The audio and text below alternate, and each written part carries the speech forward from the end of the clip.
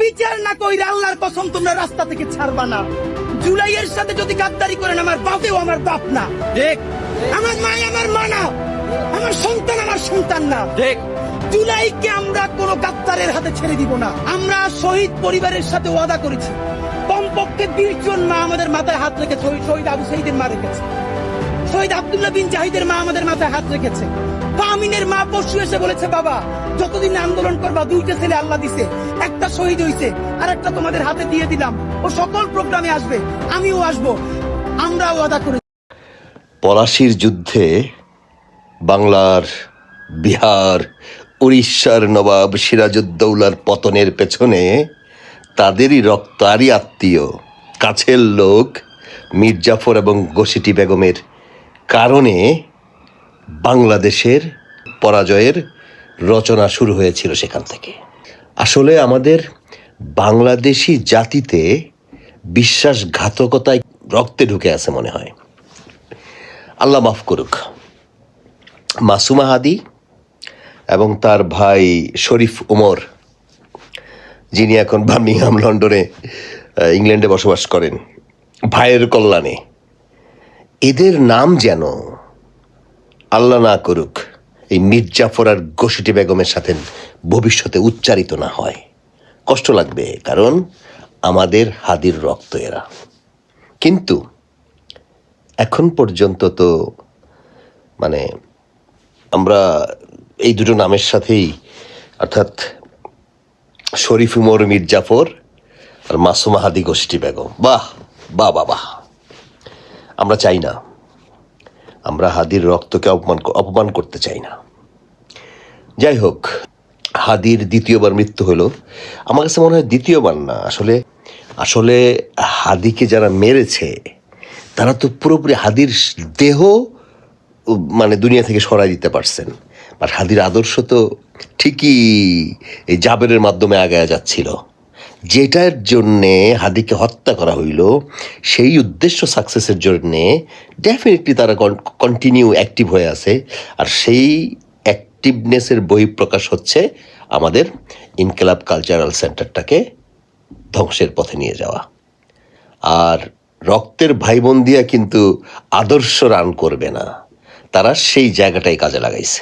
আর স্বপ্ন ছিল যে ইনকিলাব কালচারাল সেন্টার অ্যাটলিস্ট বাংলাদেশের প্রতিটি বিভাগীয় শহরে তৈরি হবে ফার্স্ট, তারপর জেলা শহরগুলোতে, যাতে এই ইনকিলাব কালচারাল সেন্টারের মাধ্যমে এই সাংস্কৃতিক বিপ্লবটা করব।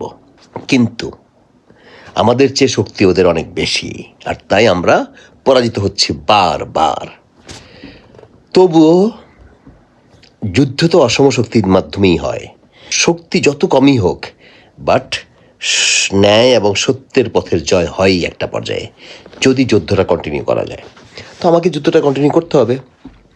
আজকে আমার বন্ধু শিপনের সাথে কথা বলতে গিয়ে যে কিভাবে আসলে হাদির আদর্শটা কন্টিনিউ করা যায়, মানে সারা দুনিয়ার অনেকেই আছেন যাদেরকে জিজ্ঞেস করবেন চে গুয়েভারা কে, তারা প্রথমে অনেকেই চেনে না।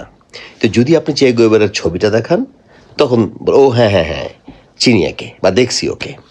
তার মানে হচ্ছে কিউবা চে গুয়েভারাকে একটা ব্র্যান্ড, তার ফেসটা, তার ছবিটা একটা ব্র্যান্ড হিসেবে সারা দুনিয়াতে আসছে। অনেকের টি শার্ট, গেঞ্জি, বিলবোর্ড, সাইনবোর্ড, ব্যাগ বা বিভিন্ন জায়গায় তার ওই ছবিটার কারণে মোটামুটি বিভিন্ন কনসার্ট, মোটামুটি সারা দুনিয়াতে তাকে পরিচিত। সো শিপনের কথায় আমাদেরকে মানে হাদির ছবিটাকে একটা ব্র্যান্ড করতে হবে। তো ইনশাআল্লাহ ভবিষ্যতে হাদির চেহারাটা কয়েক কোটি টি শার্টে যদি মানে ব্র্যান্ড হিসাবে হাদির ফেসটা থাকে, স্পেশালি 1 কোটি টি শার্ট করে যদি ইন্ডিয়াতে ছেড়ে দেওয়া যায় ফ্রি, আমি দিতে রাজি আছি, আমরা দিতে রাজি আছি। আমরা ভবিষ্যতে আমাদের কাজ হবে হাদির ফেসটাকে ব্র্যান্ড করা, যাতে এটা একটা সারা দুনিয়াতে চে গুয়েভারার পরে আরেকটা প্রতিবাদের ব্যান্ড, সত্য ন্যায়ের পথের ব্যান্ড হিসেবে আসে। যেমন দেখাই আপনাদেরকে, এই যে আমি হাদির এই বইয়ের ভিতরে দেখেন, ইনসাফের রাষ্ট্র কায়েম হলে, দেখেন, ইনসাফের রাষ্ট্র কায়েম হলে ৮০% ইসলাম এমনিতেই কায়েম হয়ে যাবে। আসুন ইনসাফের রাষ্ট্র কায়েম করি। আরেকটা কি, মৃত্যুর ফয়সালা আসমানে হয়, জমিনে না। তো এই জিনিসগুলাই জাস্ট টি শার্ট, ব্যাগ চালাইতে হবে, দেখি কতটুকু কন্টিনিউ করা যায়। ভাই হাদিকে মরতে দিব না ভাই, যতই গালাগালি করেন। ইনশাআল্লাহ। আল্লাহ হাফেজ।